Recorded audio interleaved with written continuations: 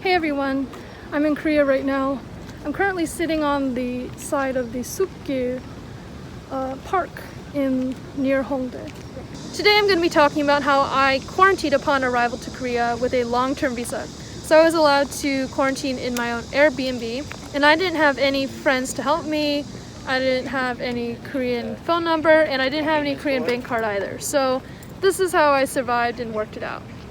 I was very anxious about this process before I went through it because I didn't know the details. So hopefully by watching this video today you can find out about how I went through it. Getting on the plane was pretty routine. I had a temperature check and they gave me some forms about just letting me know that in case I didn't know that I'd be subject to quarantine when I got to Korea. And there were customs forms and so on. When I got off the plane, you're able to walk around and go to the bathroom, and then you get in line for the immigration part. It was actually a really long line. The first thing they do is take your temperature and take your form about having no symptoms or anything like that.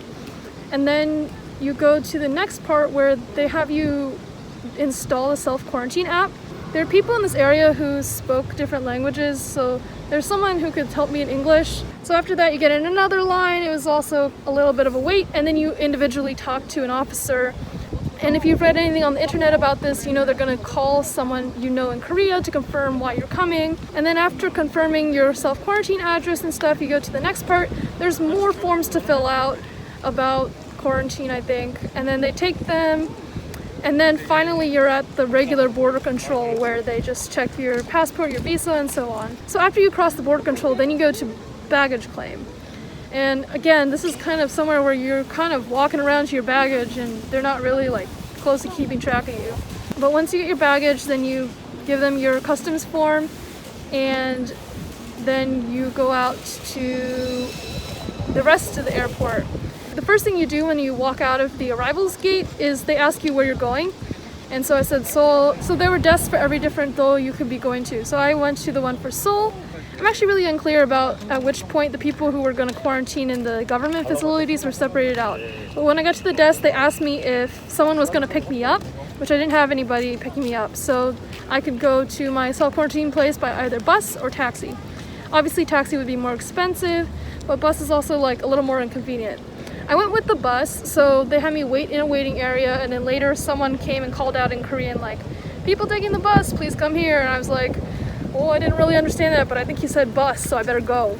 So they took us down to the bus gates, and then we bought a ticket for the bus, and then the bus that I took didn't come for another 1.5 hours, 2 hours, so it was a long wait. So the bus I took, the first stop it went to in Seoul was Mapogu, and then it went all around kind of north and then south in a circle back to Yongsan-gu. I'm actually in Mapogu now, but my quarantine place was in Yongsan-gu, so I was the last stop. It was about 11 p.m. when I arrived. So they drop people quarantining at different gus at the gu office. And then at Yongsan-gu, so typically if it was open at the time, you would take a corona test on the spot. But because it was 11 p.m., I couldn't take it. They just took us straight to our places. And so there was another smaller bus that we got on after that for the Yongsan-gu that went around. And again, I was the last stop. So I got home at about 11:30 and I had been traveling for almost 24 hours. And I didn't sleep since really early on the plane flight. So I was tired. So they told us that we would have to return to the office within the first 3 days to take the test, since we didn't get to take it when we first arrived. Initially I was pretty worried about that because I didn't know how it would work or how I would be contacted, but they had my Korean contact that I gave, who they'll call if they can't reach you to give you information and stuff. So they were calling him and telling him things like, this is the time and date you'll be released from quarantine, and you need to go to the health center to take a test, and so on. Something I did immediately when I started quarantine was I ordered a SIM card by mail, and the postal service in Korea is really fast. So I got it, I think, within 2 days, and I was able to set up a Korean phone number with my passport over KakaoTalk. But usually you would be able to get that at the airport, but I saw the booth for it while I was waiting for the bus, but I wasn't able to go because they were kind of keeping us in an area. So in the end, I I didn't get a SIM card at the airport like I had planned to, so I had to find a way to order them online. I'll link some resources I found in the description. So after I had a phone number, then they were eventually able to contact me. I was assigned a government officer who was specifically watching my self-quarantine app reports that I had to do twice a day, just reporting my temperature and lack of symptoms. And so there was someone specifically checking on me for that. And I was able to ask her questions about, like, how am I going to go take my test? And eventually when they got a hold of my phone number, they were able to call me and say, they gave me the basic quarantine information again, like, please don't go outside and you're going to have to take a test. And they just briefed me again. So yeah, there's no way you don't know what's going on when you go to quarantine, because they really make sure you know. Later on, I think on the third day, I got a call saying, like, you haven't taken your test yet, you need to go to the office to do that. And so I asked, like, oh, I don't have transportation of my own and it's too far to walk. So she told me, like, oh, do you have any symptoms? I was like, no.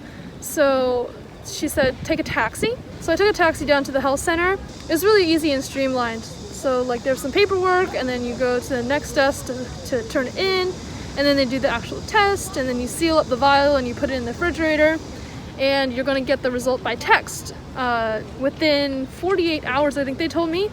But I got the results by text in, I think, just over 12 hours, so it was really fast. Yeah, so I tested negative and that was that. And then for the most part, they left me alone for the rest of the quarantine. For me, I knew what I was getting into, so I knew I'd stay inside for 2 weeks.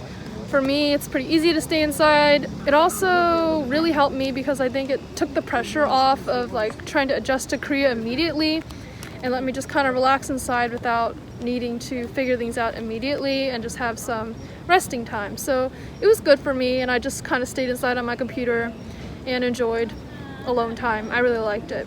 The one other thing I was pretty anxious about was getting food in quarantine, because I don't know anybody here and I don't have anyone who could help me, unlike maybe most people self-quarantine in their homes or with a long-term visa who are able to.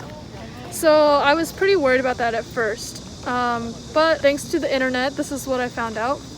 So if you don't know, in Seoul, the food delivery culture is really big. So it's no problem to order food through your phone and stuff.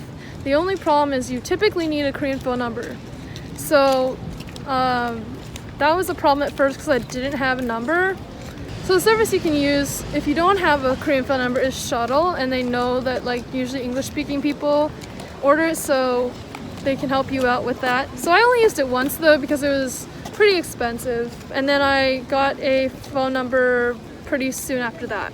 The most popular food delivery app, 민족, you can't use without being able to identify yourself, which I don't have a foreigner registration card yet, so I wasn't able to use that app. But the other one, which is not quite as good but also popular, is Yogyo, and you can use that app with just a Korean phone number. So that's what I used for food delivery for the rest of the times I did food delivery. But the other thing I did was I also ordered online on Gmarket.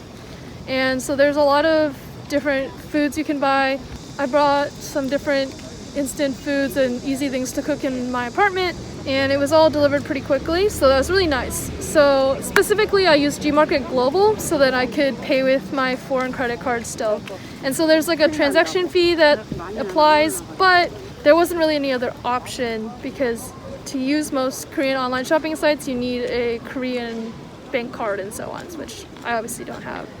The only other thing about Gmarket is that usually you have to buy things in bulk because it's kind of online shopping. So it's not like ideal for food, but it was a feasible option, and I was able to feed myself for the 2 weeks. So the last thing I needed to do at the end was take out the trash, and they gave us instructions on how to do that. So early on in the quarantine, they actually stopped by my address and gave me a kit of medical hazard waste bags, sanitizing spray, a thermometer, and hand sanitizer.